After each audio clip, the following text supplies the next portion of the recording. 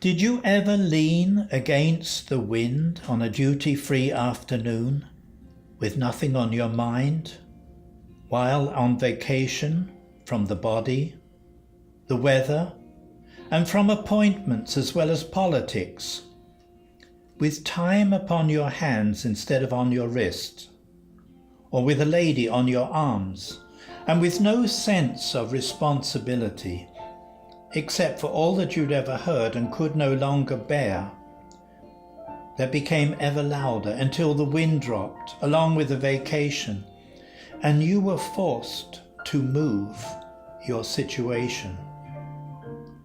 Did you ever, Evelina?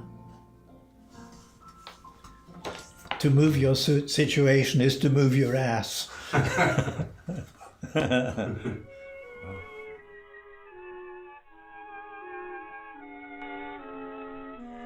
Well, I was born in England before the war, so I'm actually quite old.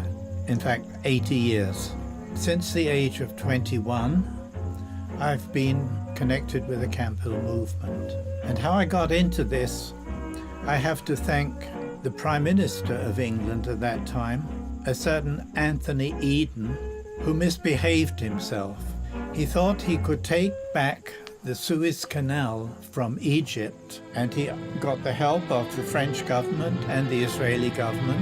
The Suez Canal, storm center of controversy for weeks, now becomes a cause of war in a lightning sequence of diplomatic and military moves. The vital waterway has precipitated a new crisis in the already tense Middle East. They had to give up the canal because America stepped in the form of Dwight David Eisenhower. It is our hope and intent that this matter will be brought before the United Nations General Assembly.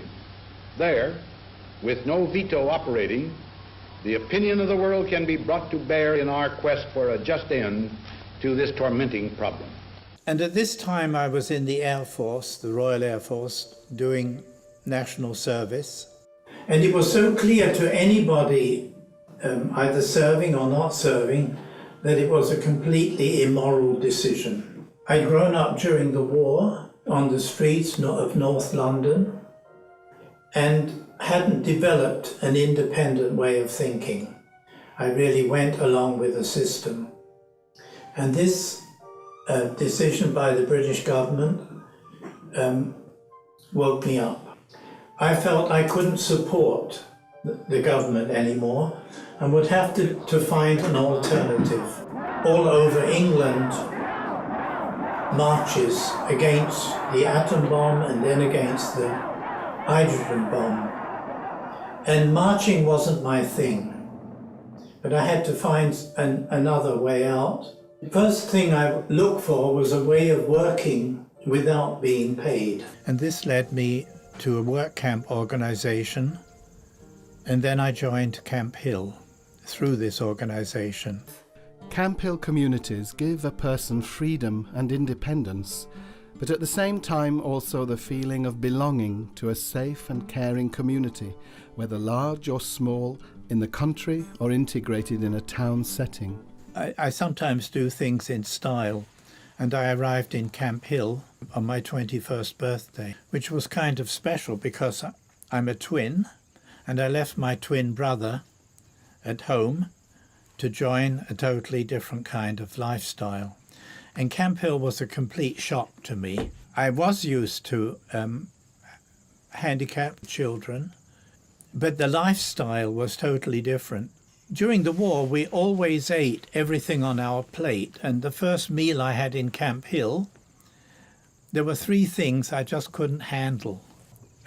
Sweet cream cheese, a kind of, I think it was wormwood tea, and something else. I can't quite remember what it was. It could have been the bread. There was a possibility of moving to America, and I did so in summer of 1960. And I've lived here ever since, becoming an American citizen. We lived in Beaver Run, in a children's village. Most of my work was almost exclusively teaching children with special needs. I taught a class and then did various therapies. I worked with speech problems with children. And then in 1972, a property became available nearby. It was offered to us, basically.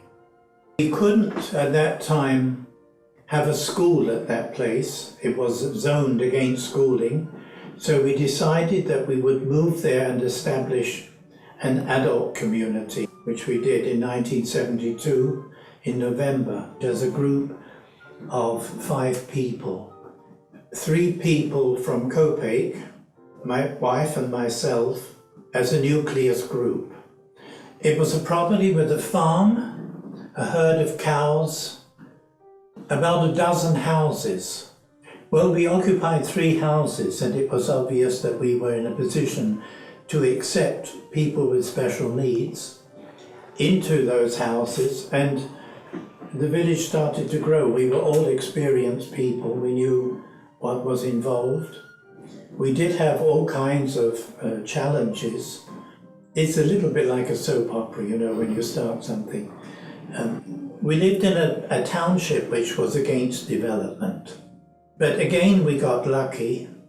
One day I went with my sons to Beaver Run, and on the way back we passed a man who was unloading a cart of hay, and it had started to rain. So I yelled out of the car window, "Do you want a hand?" And the guy said, "Sure." And we went and helped him. He actually knew who I was because he was the town lawyer, but I didn't know who he was. And when we had asked for a zoning variance, he came with the zoning committee from the township and pointed out how I had helped him unload his hay. Obviously, I was one of the leading members in Kimberton Hills, and I used to represent us in court for taxes or for immigration or something like that. And then I did various work according to the need. I was caring for the orchard. I had a number of hives of bees. I became a farmer for a time, and as a house father of the large house there. And having a family of 5 children and a wife as well, which all sounds a bit of a mix-up, but it depends how integrated you are and whether you can do it all at the same time, and we seem to manage to pull it off. Because when you do have a family, you have to, your first regard is for your own family, and then and that it's a shared life. I became a baker. We had established then a restaurant which served people locally who came in for their lunches, very simple lunches. And this also contributed to the community. Mm-hmm. So after being a baker, I was a farmer for a time, yeah. And we converted to an organic farm, biodynamic farm, and that took some years. Okay. And then we formed a Camp Hill Association. I was a member. And then I became for 3 years a president. Mm. And we've always passed that on. Initially, we established that it would be a rotation. Mm. And it was at that point that, do you want to know about divorce and all that stuff? Yeah, Well, our marriage fell apart. After that, after a period of a couple of years continuing to live in the same community, I decided it was time to leave and took a sabbatical.